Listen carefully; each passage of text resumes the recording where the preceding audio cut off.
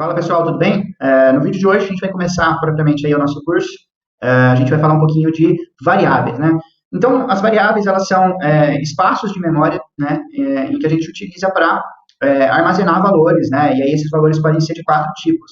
Né? Os valores eles podem ser booleanos, que a gente chama, né? Então são valores do tipo verdadeiro ou falso, true and false. Variáveis do tipo texto, né, que são as strings, o símbolo é str, variáveis reais, né, números reais, que são, a gente chama de float, tá, e variáveis inteiras, né, do tipo int, né, variável que não tem a parte fracionária, né, então, assumem valores negativos também, mas não tem a parte fracionária, tá.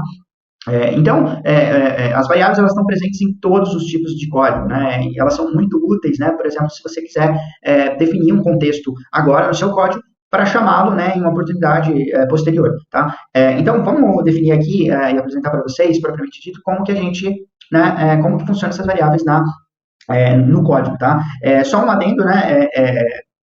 Basicamente, a diferença entre os tipos de variável se dá, né, computacionalmente falando, no que se refere à alocação de memória, né, à alocação de recursos. Então, uma variável, por exemplo, float, ela consome mais memória do que uma variável do tipo int, né, uma variável inteira, porque o float ele tem mais informações, tá? Então, aqui, como que a gente faz para definir uma variável em Python, né, que é muito parecido em outras linguagens também. Então, aqui a gente está falando que é a variável a, e aí o a significa o nome da variável, né? E para a nomenclatura desse nome, dessas variáveis, tem um material de referência nesse vídeo que você pode ver algumas regrinhas, né? Ou seja, como que você pode nomear as variáveis e boas práticas também para nomeação das variáveis. Então, aqui a gente está falando que A recebe, né, o sinal de igual recebe 7, ou seja, 7 é o número inteiro.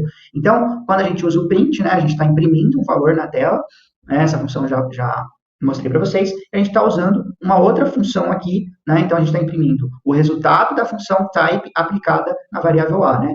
Type é uma função que ela retorna o tipo, né? A classe da variável, tá? Então aqui a gente vai executar o código e eles não, apertando Ctrl Enter, né? Para executar o código, e ele fala para a gente que A é do tipo inteira, né? Int, então faz sentido, tá? Aqui B está recebendo o número real, né? 5.4, número fracionado. Então, se a gente imprimir, ele vai ser do tipo float, né? Olá é uma variável do tipo texto, né? Então, é um str, string. D é do tipo booleana, né? True, né? Poderia ser aqui também, aí para fazer um comentário você coloca hashtag. Poderia ser false também, tá bom? É bastante utilizado em estruturas de repetição, tá? A gente vai ver isso no curso.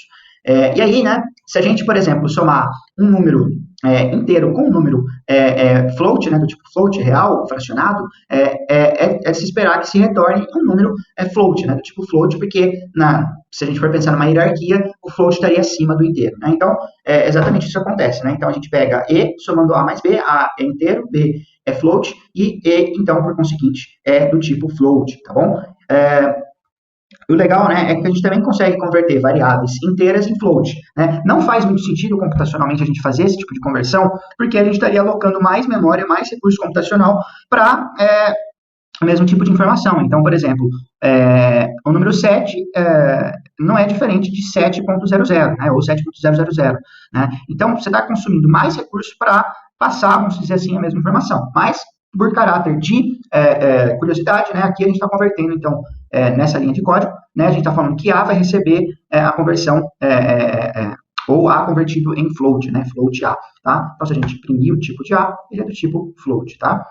Aqui a mesma coisa, a gente também pode converter um número float inteiro, né, o que a gente está fazendo, a gente está perdendo informação, né, o P está recebendo 5, né, ele tem mais informação que isso, que é um 5.4, né, então 5.4 é diferente de 5, né.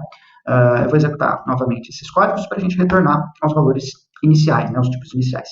E aí, né, só por caráter de curiosidade também, a gente tem como personalizar, né, imprimir mais de um número ao mesmo tempo. Então, se a gente usar a função print desse modo, né, usando como caractere aqui a porcentagem D, né, e esse porcentagem D é um caractere placeholder, né, ou seja, ele guarda a posição, a gente vai imprimir, né, o texto. O número A vai armazenar um espacinho aqui para imprimir a variável, né, então a gente usa essa notação, porcentagem A, vírgula B, né, ou seja, as duas variáveis que eu vou imprimir nessas posições, respectivamente, né, A outra forma de fazer isso é usando a porcentagem ponto 2f, né? E aqui, então, esse número 2 indica quantas casas decimais depois da vírgula, né? Ou seja, depois da vírgula, a gente vai imprimir, né? Então, o primeiro número, né, que é a variável a, ela vai receber 2 casas decimais, e a variável b, ela vai ser impressa, né, com 3 casas decimais, tá?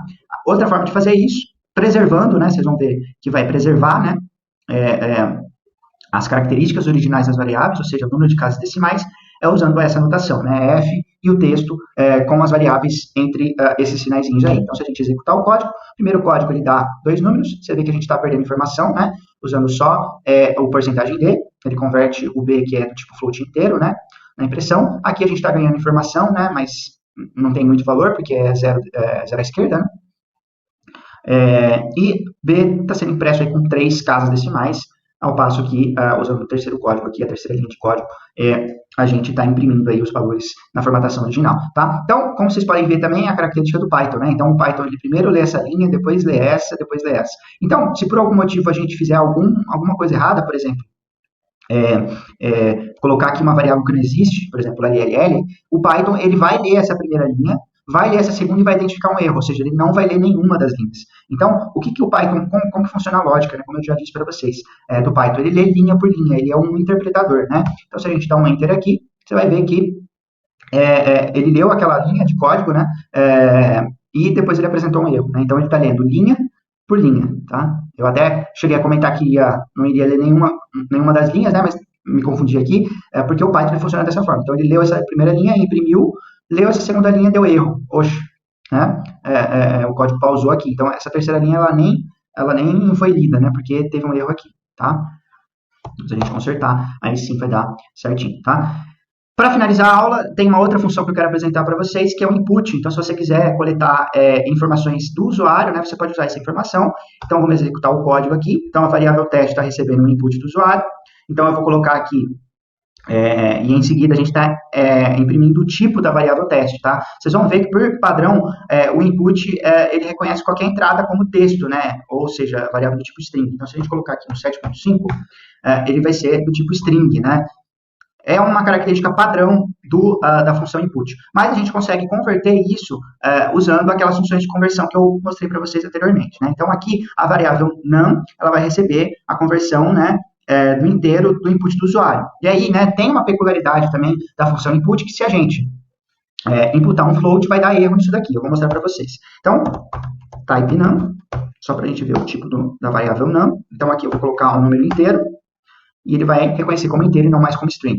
Só que se eu executar o código de novo e colocar como 7.5, que é um float, ele vai dar erro, né? Porque ele não vai reconhecer, ele não vai conseguir converter um inteiro, né, um float em um inteiro. Isso aí é uma peculiaridade da função input. Então, para converter, para arrumar isso, né, primeiro a gente vai converter a entrada do usuário em um float, e depois o float em um inteiro, que a gente viu que é possível, né? Então, a primeira coisa seria float, né, float, converte isso aqui em float, fecha, e aí converte o float, né, a entrada do usuário a gente converteu em float, e o float a gente converte em um número inteiro. Então, aqui a gente pode colocar aqui, aqui tem um errozinho, né? Então, int, float, input,